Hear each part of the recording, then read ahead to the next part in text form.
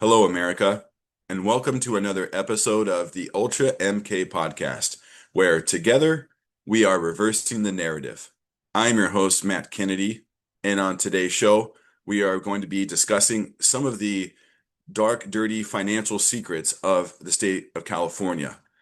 The waste, fraud, and abuse has been holding the state back now for many decades, and we are going to have a gentleman who is running for California State Treasurer, David Serpa, on the show today to explain more about what's been happening and what he intends to do about it once elected.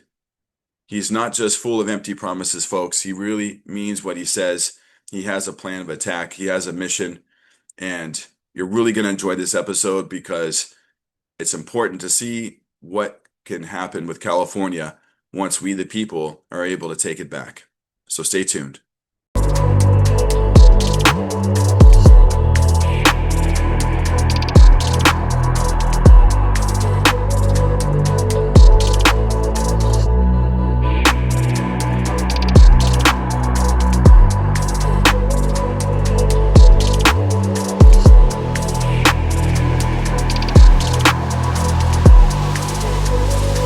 That is our obligation, to inform and alert the American people, to make certain that they possess all the facts that they need and understand them as well, the perils, the prospects, the purposes of our program, and the choices that we face.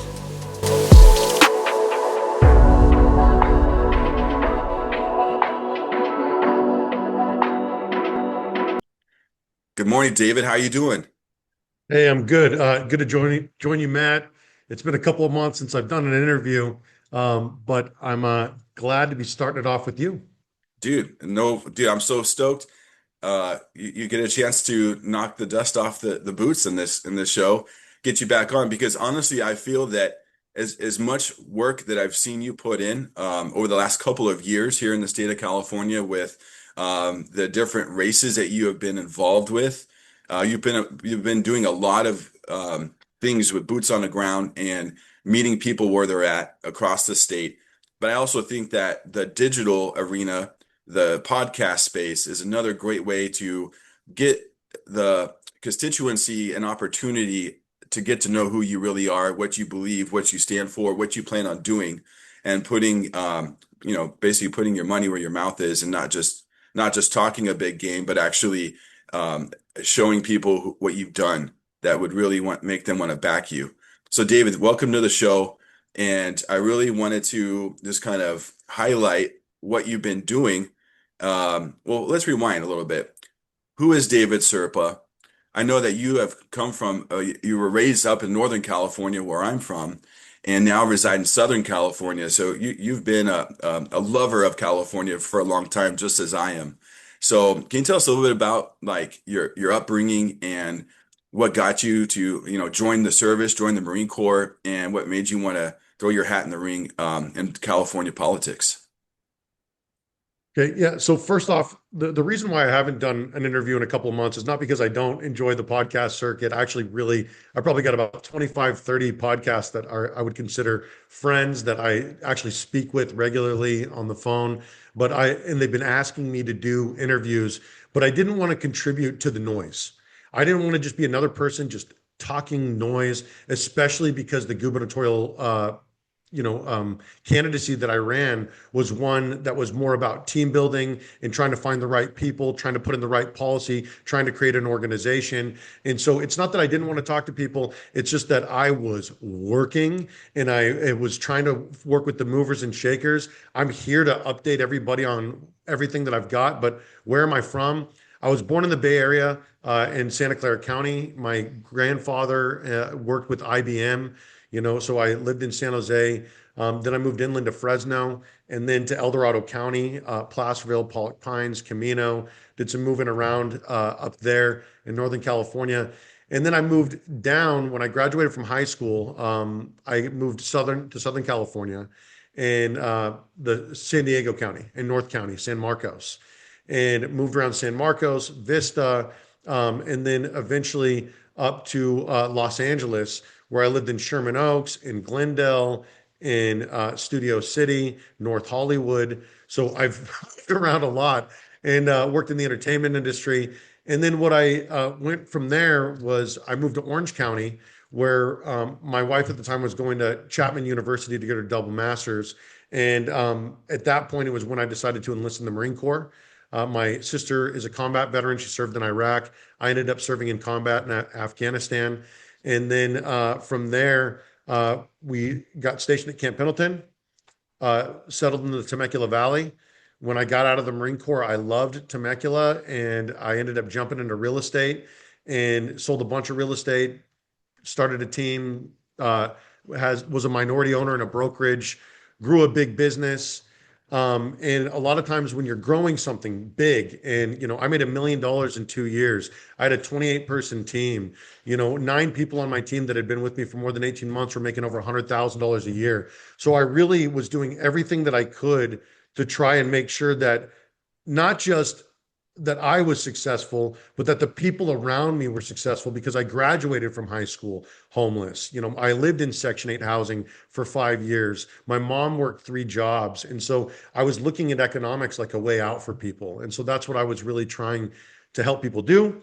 I ended up sort of losing my mind looking at the way that things were economically structured, looking at war, the fact that I served in combat, grew up violently. All of a sudden, I'm making more money than I would have made in a 20-year career in the military. I'm making in a year in the Marine Corps, or excuse me, selling real estate.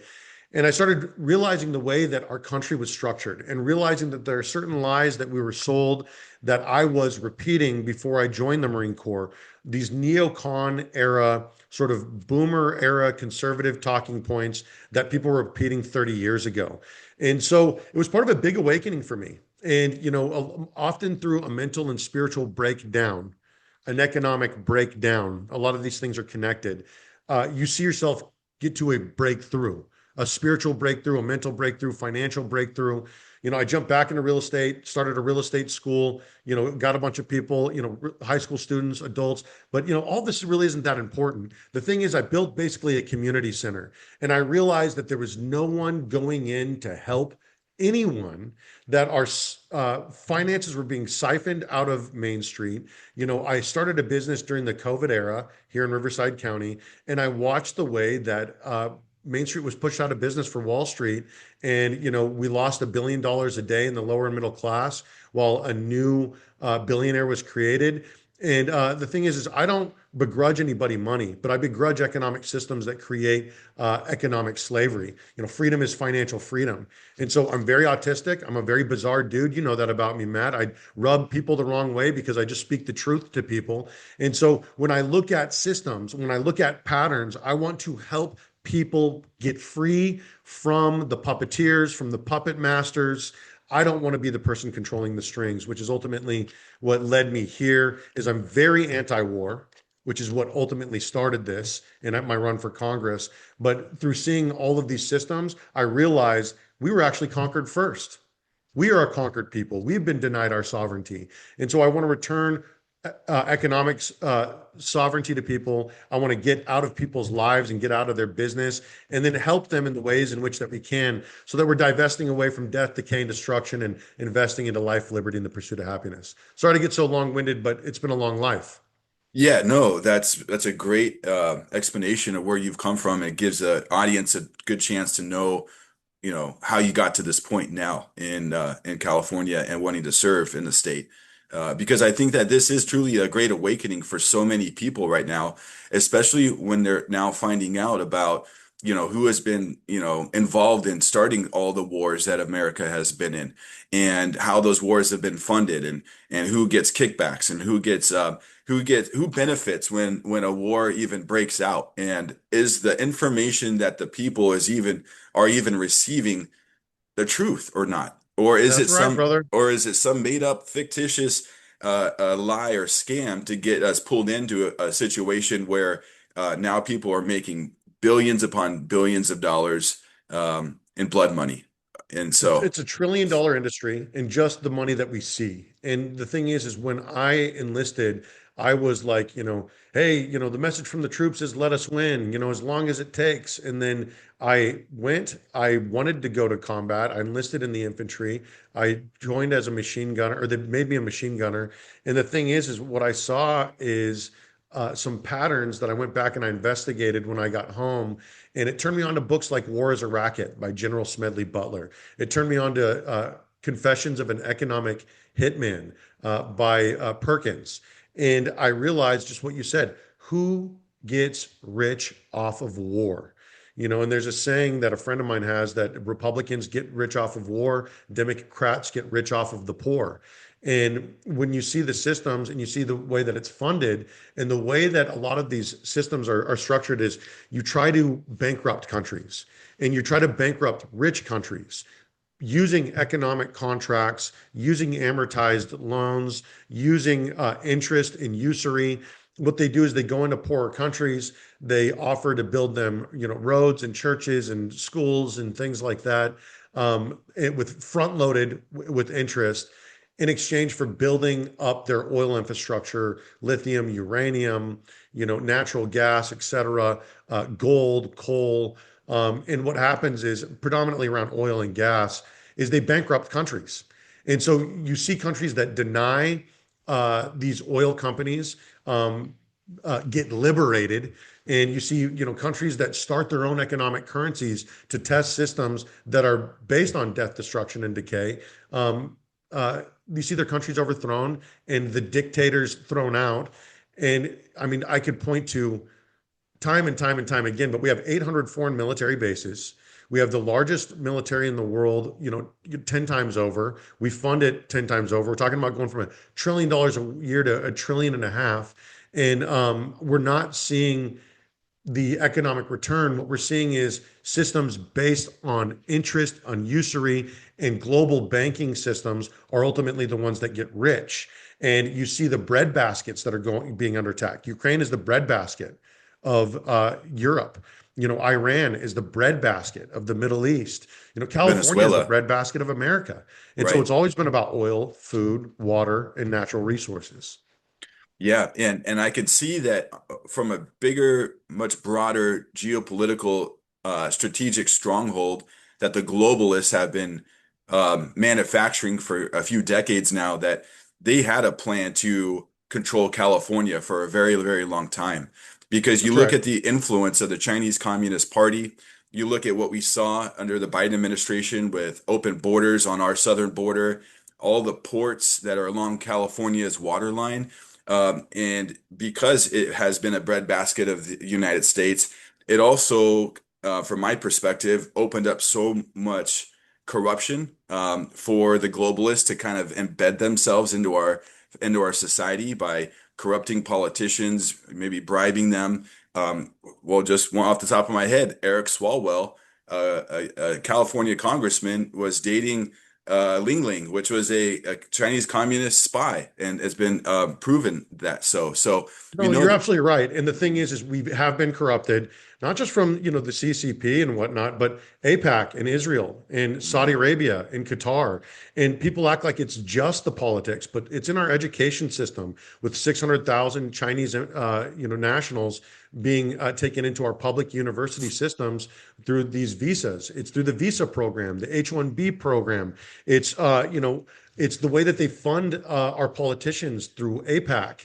And it's always been this sort of this thing where we say, oh, well, look at the Democrats and look at Eric Swalwell. But then what about Fine?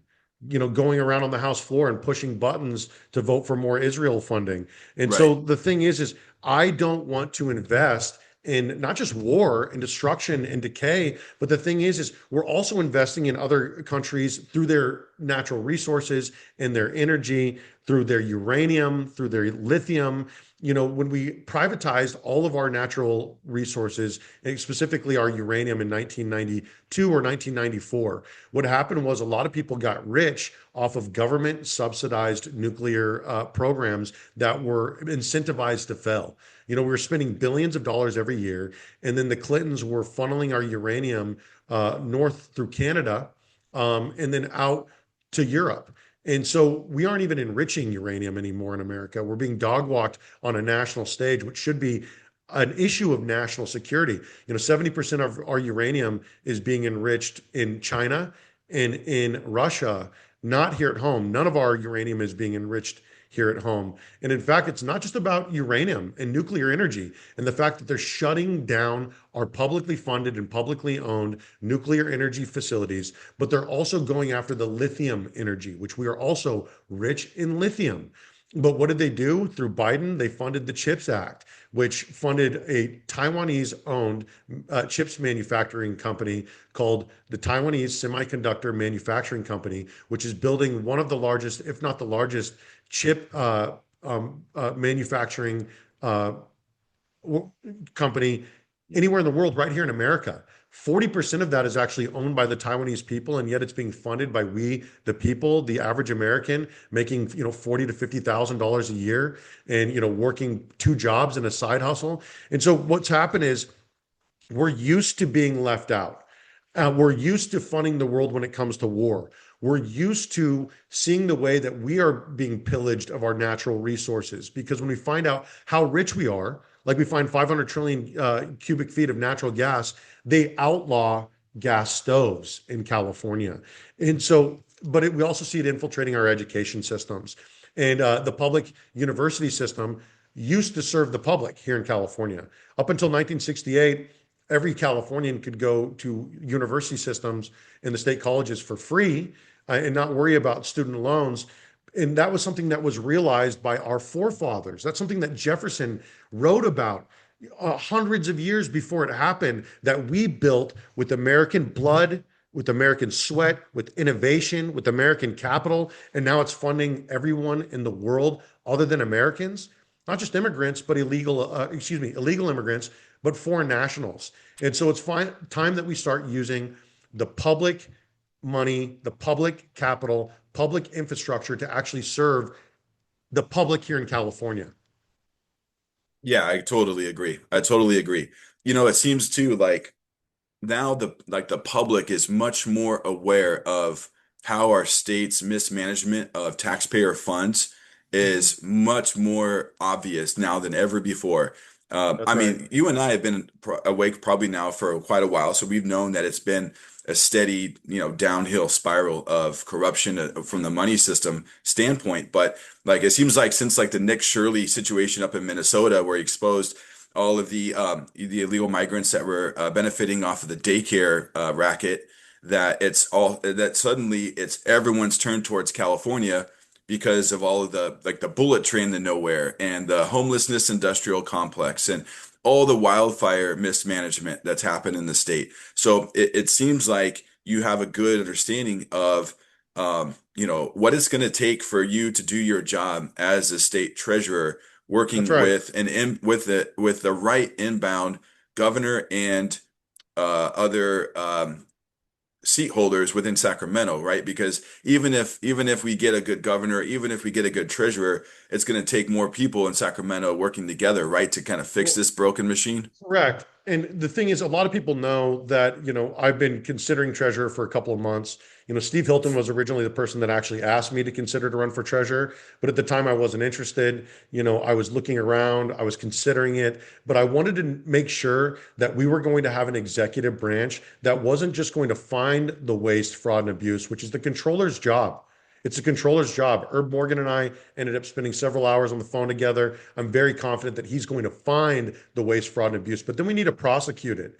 And I didn't want to join this team until, I talked to Mike Gates and found out that he was willing to prosecute the findings. And not only that, but you see Attorney Bill Lasaley going in and prosecuting fraud and exposing fraud. You see Kenneth Mejia, who was a Democrat out of LA, who's running for LA City Controller, I believe, or County Treasurer. But he exposed some waste, fraud, and abuse that actually led to arrest. And now we see Vice President J.D. Vance heading up a task force to expose fraud in California. So the thing is, I want prosecutions. I want arrest, because you can't establish faith through the public without exposing the fraud, but also prosecuting the fraud, which is the Attorney General's job in the state of California. That would be what Mike Gaetz is doing. And so the Treasurer's job is to make sure that the waste, fraud, and abuse never happens to begin with. It's to go upstream of all of the decay and the death and rot and destruction, and make sure that we're turning off the money hose and getting away from programs that are no longer serving the public, that are just legacy programs and legacy agencies that just exist because they always have, but they muddy the water with bureaucracy and they slow down development. And so what we want to do is 6 easy steps. I put them on my website, which is defund, divest, invest, reduce, eliminate, and return. I want to defund failing programs, divest away from systems of death, destruction, and decay, invest into life, liberty, and the pursuit of happiness and what gives a return on investment. I want to reduce wasteful spending. I want to eliminate wasteful programs, NGOs, all these programs, government entities that are no longer worth the squeeze. And I actually want to return the people's money to the people. And so it's 6 easy steps, but what it's going to do is it's going to create a surplus. What some people are calling the Serpa surplus. And it's going to make it more possible for us to have that rainy day fund, because you can't give from an empty plate. And what's happened is we have mortgaged away the future to pay for the present, and we're not even getting anything in return anymore. We're just getting government bloat, bureaucracy, redundancy, red tape, people telling us what we can and can't do with our own businesses, with our own land, in our own homes. And so I want to get freedom back to the people. And freedom is financial freedom, the ability to do with your day, your life, your land, what you want to do, and not have government constantly standing in the way and blocking you.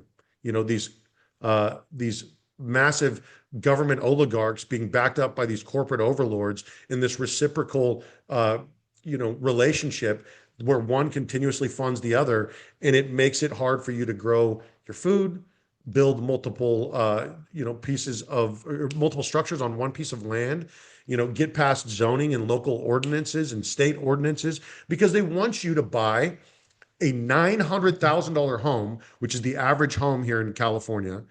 And they want you to take a 30-year loan, which with the 30-year loan on a $900,000 home, that's $1.2 million just in interest.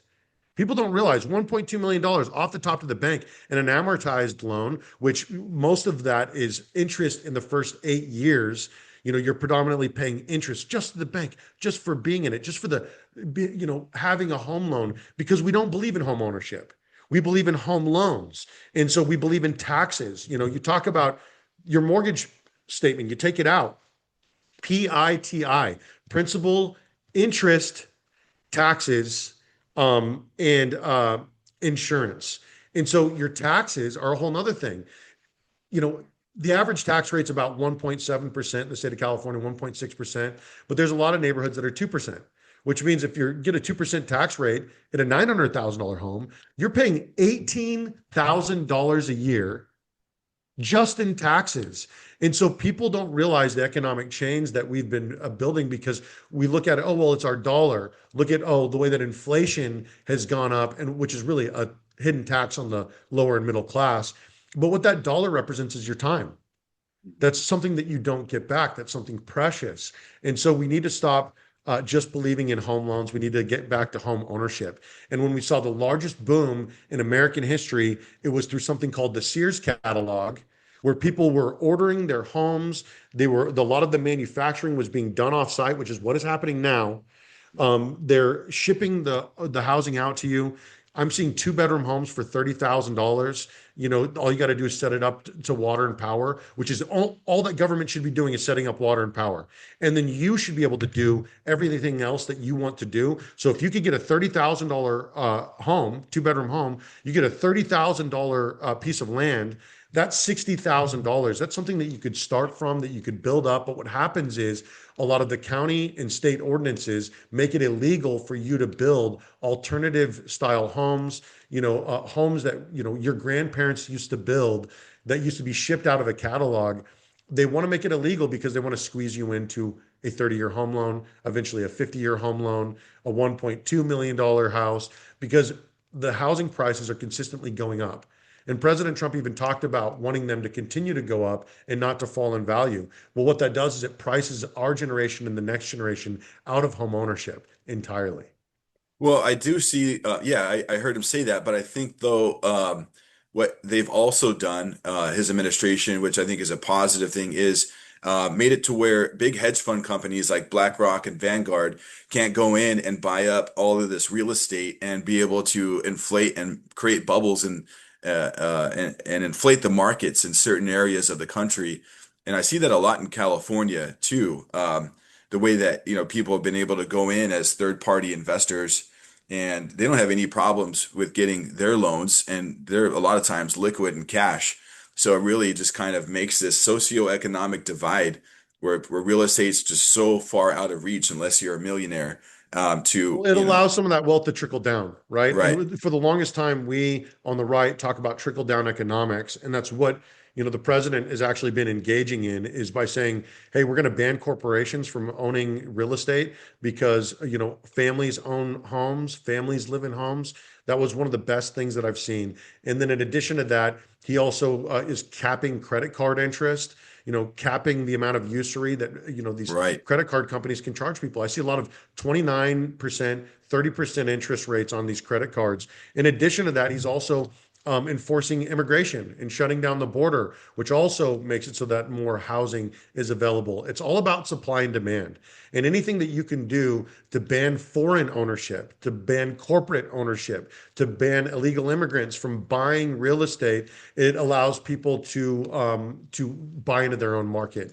And so I'm a fan of that. I'm also a fan of what he did with Intel by saying, "Hey, listen, all we do is have public investment in all these companies, but the public never gets a yield, and the public never gets an ROI."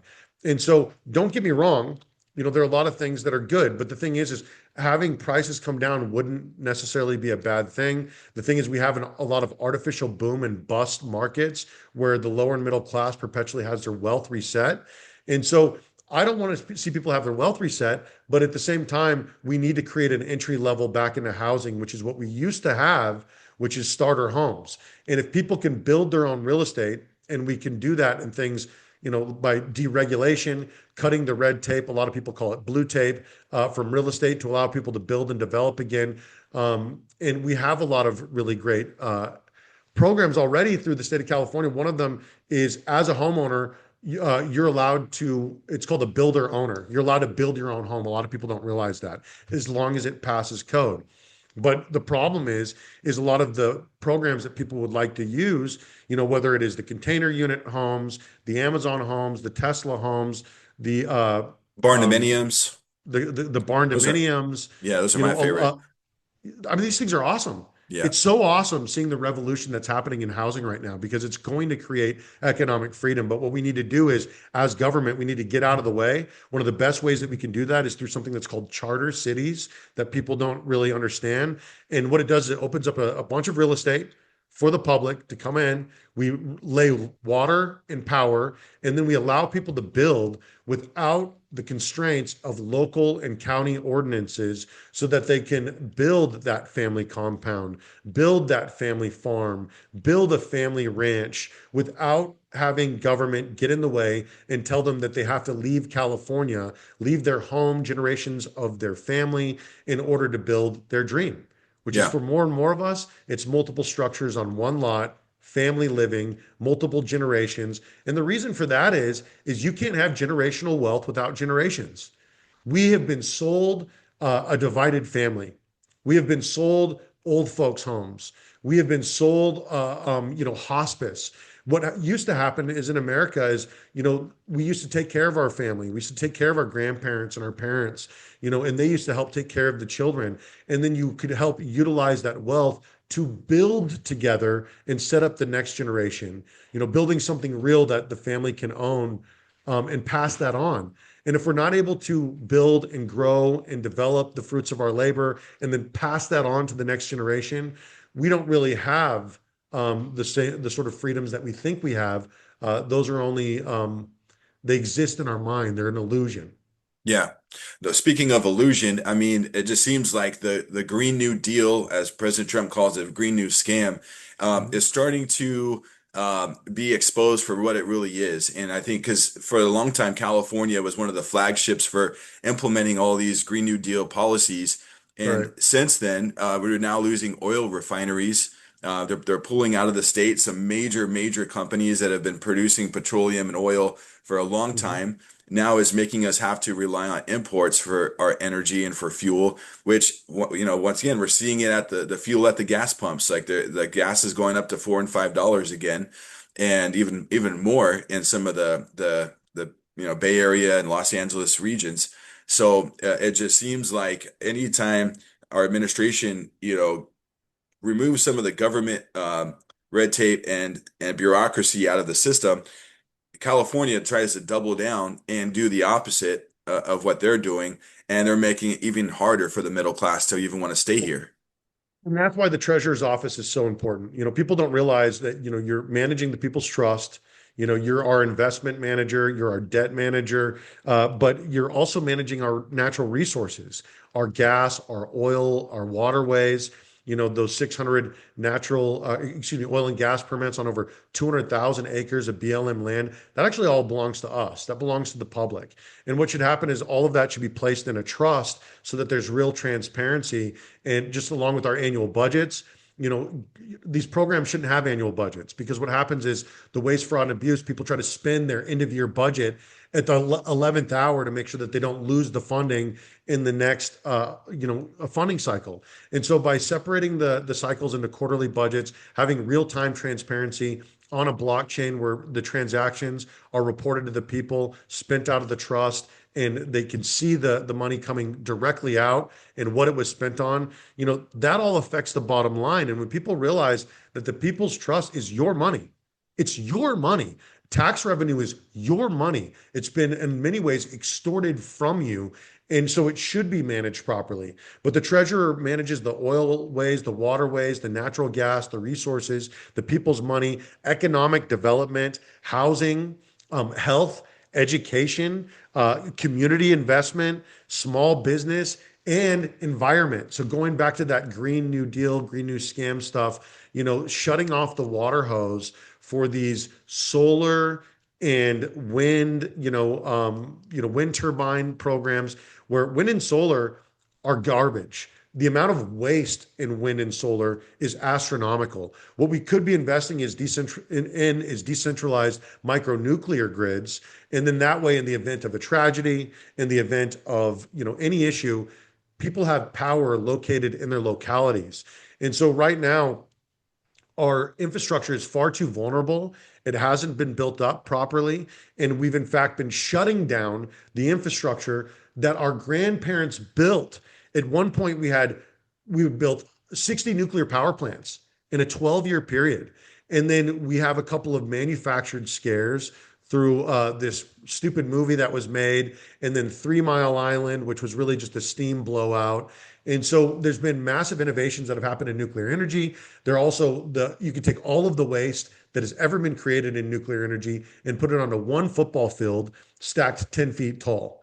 And so people look at all of this and they think, oh, nuclear, it's radiation and it's bad and it's poisoning and whatnot. It's actually green energy.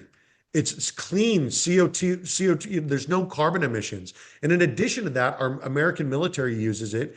We use nuclear energy on our on our submarines and on all of our aircraft carriers. They're nuclear powered. Yeah, so they've been proven to be safe for a long time. And I think Correct. that that's just a way for, the powers to be to inflict fear upon the people so that way they don't want to invest and they get rich Correct. off of sending manufacturing and jobs overseas for things like solar panels, batteries, windmills that are not going to be sustainable. They're very expensive.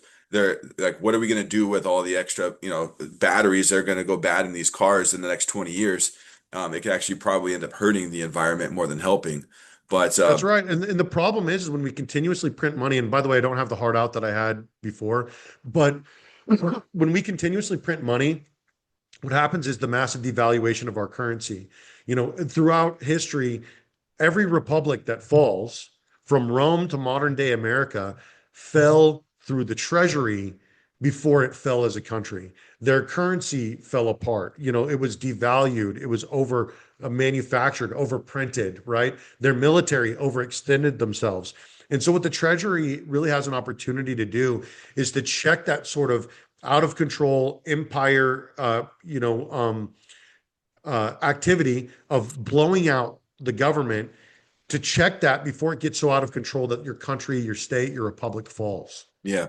Okay, with that being said, let me ask you, like, do you see the with all the Epstein file dumps and with the public seeing who's been involved in manipulating money markets, I mean 9/11, the people that Epstein was connected to that started the beginning of the 2008 financial crash, and how the central bankers have been the ones that have been the culprits behind all of these disasters, that maybe there'd be a day where we actually bring the money of the United States actually internal instead of it being managed through a Federal Reserve System. And we have our own money accounted for within our own US Treasury and backed by gold, like it used to be, and to where we have a sovereign, independent dollar again, that isn't going to be, mass printed like they call quantitative easing anytime they get in a pickle, that we'll actually have sovereign money again. I mean, is it too far-fetched to even see that that's where we can go as a society again if we're going to survive another 250 years here on the planet? Okay, really incredible question. And so the difficult thing is we've been compromised. And this is part of why I freaking went nuts in 2017 and 2018 as I was like, look at all of this. And so the American public is experiencing what I went through, 8 years ago or whatnot, and 9 years ago. And they're realizing, holy smokes, are we the baddies? Holy smokes, look at all of these banks that are out of control. And then you're seeing them say, well, we can't release all of these Epstein files or we'll have public collapse. Well, if our system is built on pedophilia and these perverts, then let it collapse. And Right, so what's happened is throughout time, these people have controlled a lot of world governments through currency and through these global power structures. And the only way to check globalism is to return to localism, is to return power back to our local entities. The difficult thing about doing that is it would leave a massive power void. And so you see these two competing, mentalities. You see President Trump's Don Roe doctrine, hemispheric approach to defense and empire. And then you see a lot of us who are America first, America only, California first. We don't want to spend another dollar outside of our borders. So President Trump is talking about $1.5 trillion Department of War budget, even though the Department of Defense has failed 7 consecutive audits. And so what's happened is, we don't realize that these families and that these banks and that this money, it exists longer than the empires that they fund. And a lot of the structure, the fight between Jefferson and Hamilton was about banking and was about, sort of giving the elites a vested interest in ownership in state activity by building debt around them. It's always been about economic structures. Like race is the cousin of economics, which is why slavery upheld the South for so long. It was about money and foreign trade. And then what the Republican Party has always been about is checking big ag, at the time was slavery, right. through an anti-slavery platform, free soil, free labor, free men, free Mont.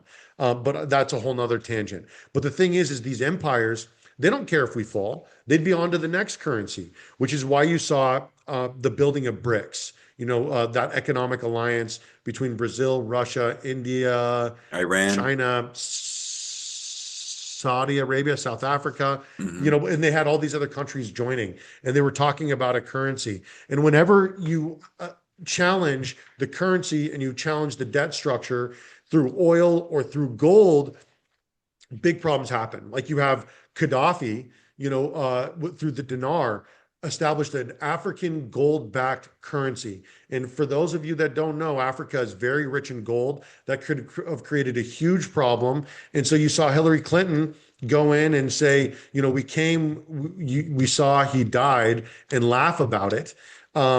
But we shouldn't be getting, because Americans were investing in the dinar. They were investing in a gold-backed currency. And so these families are older than our empires.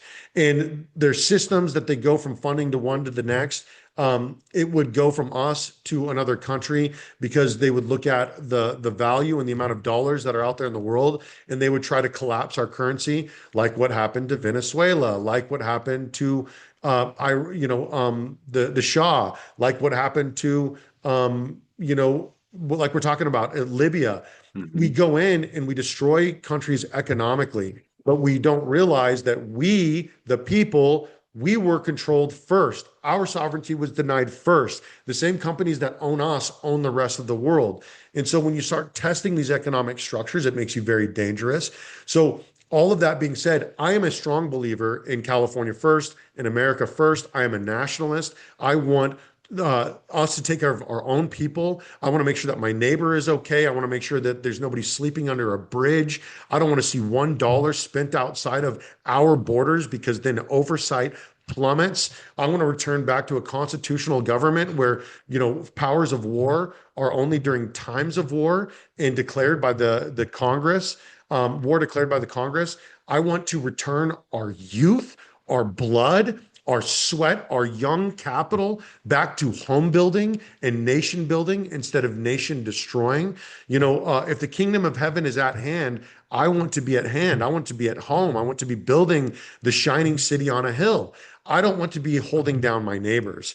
And so I look at the 800 foreign military bases. I look at the $1 trillion a year budget. All of that holds up an economic structure that doesn't serve we the people. And so we need to divest away from these systems of death, decay, and destruction, and invest in the life, liberty, and the pursuit of happiness, so that if the event ever happens that these global banking entities try to destroy the dollar, we've already built up infrastructure around water, energy, health, the real basic things that we need to do to survive: water, energy, and food. Water, energy, and food at the basics. And so you have to test those systems. We have to return to a republic.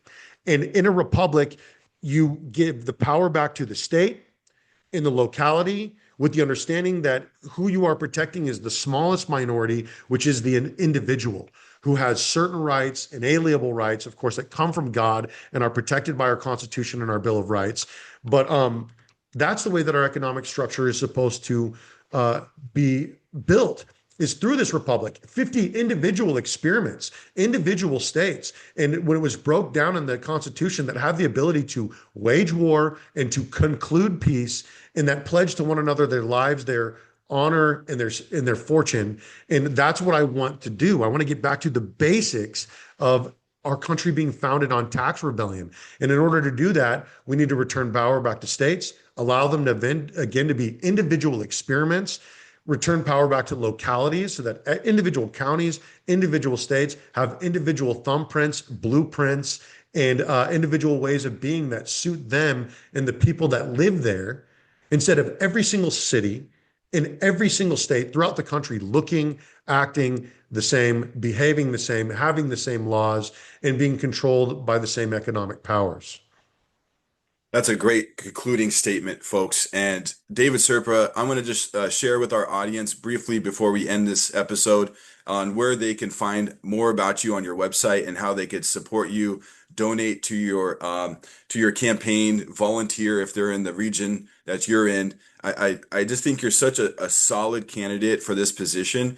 You're a great man, and you're an honorable man, and I feel that you are exactly what California, we the people need in this position. And I think you're going to have an amazing, bright future even beyond this position. I see you in bigger places within America, and I just love what you bring to the fight. So let me just bring real quick up your website so people know where they can find you and support you if they can. Folks, don't be spending your money at Starbucks. Spend it on David Serpa. If you're in California, if you have family in California, because so goes California, so goes the rest of the nation. And so you could find his website at Serpa for it's FORCA.com. And I just have, I have his website pulled up here where you can read his mission statement and get to know more about what he is running on. He is a California first and an America first candidate. So please support him if you can. And David, I really want to bring you back onto the show a couple more times before our election because there's so much more that I want to ask you about and conversations that I feel need to be had because California is a lot to unpack. And all of the things we talked about, both locally and geopolitically today, all roads point to California from my perspective. So yeah, I'd love to bring you back on the show when I can. Yeah, I appreciate it, brother. It's all about stopping the waste, fraud, and abuse before it happens, getting to a surplus. Like I said, people are calling it a Serpa surplus. Somebody yelled that out at the audience. I love can't it. even take credit for it. But hey, freedom is economic freedom. Our forefathers understood that freedom is not just about physical freedom. It's also about economics, which is why we have those guidelines built into our Constitution. So, brother, I appreciate you having me on. And I want to apologize to all of the other people that have been asking me for an interview for the past 2.5, 3 months. Matt actually came down to my campaign launch. He was there. He was a part of it. And so I told him that I would give him the first interview out the door. But I'll be doing a lot more of these soon. So thanks, Matt. Awesome. David, God bless you, your family. Stay healthy. Keep fighting for we the Thank you. people. And I'll touch bases with you soon, my brother. Appreciate you, brother. All right. Take care. Our founders understood something timeless. Freedom is not merely political. Freedom is financial. If a people cannot own, cannot build, cannot plan, and cannot pass on the fruits of their labor, then their liberty is only theoretical. And so our forefathers created a republic built on responsibility, built on restraint, and built on trust. Not trust in kings, not trust in banks, but trust in the people themselves. Somewhere along the way, we forgot that lesson. We replaced true ownership with loans. We replaced stewardship with speculation. And we replaced accountability with bureaucracy. And then we told Californians that they were prosperous because numbers on a spreadsheet looked good while families felt poorer in their everyday lives. We told young people that debt is opportunity. We told homeowners that interest is inevitable. And we told workers that inflation was temporary, and then we asked them to be grateful. But as a nation or a state that asks its people to accept decline quietly is not governing. It is managing decay. So let me be very clear. The problem is not that Californians lack resilience. The problem is that far too often, the system lacks restraint. So what is the role of the treasurer? The California State Treasurer does not pass laws. The California Treasurer does not give speeches on cable television. The Treasurer does not often command headlines. But the Treasurer holds on to something that's much more powerful: the people's trust. The Treasurer is the banker of the state, the debt manager, the investment steward, the guardian of public credit. And history teaches us a very important lesson.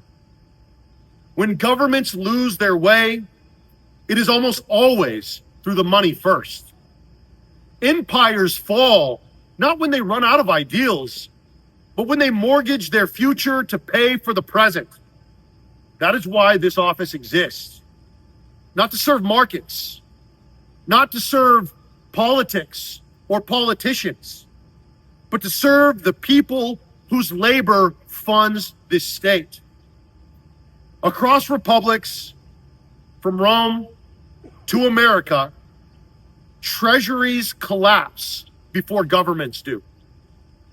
The California State Treasurer's Office is uniquely positioned to check empire behavior that leads to collapse without passing a single law, but by controlling capital, controlling risk and trust. And I believe that it's time that we restore this nation's first principles. It's time to remember that public money is not government money. It is your money held in trust. It's time to remember that prosperity is not measured by how much a state spends, but by how well its people live. And that is why, as treasurer, I will govern by 6 simple words. These moral commitments, these 6 acts of stewardship will change the game for Californians forever. Defund, divest, invest, reduce, eliminate, return. This is where we will focus in the treasurer's office. While the controller exposes waste, fraud, and abuse, the treasurer's job is to stop it from happening in the first place. While the attorney general prosecutes these findings, the treasurer's job is to make sure that we lead with the radical transparency that makes it possible so that the people know where every dollar and every cent is going, when it goes there, the moment that it happens. So we're going to work with Herb Morgan and the California State Treasurer's Office to deliver radical transparency in real time. We are going to defund failure. We are going to divest from systems of death, decay, and destruction. We are going to invest in what yields dividends. We are going to reduce wasteful spending. We are going to eliminate funds that go to agencies, programs, and NGOs who can't pass an audit, and we are going to return the people's money to the people.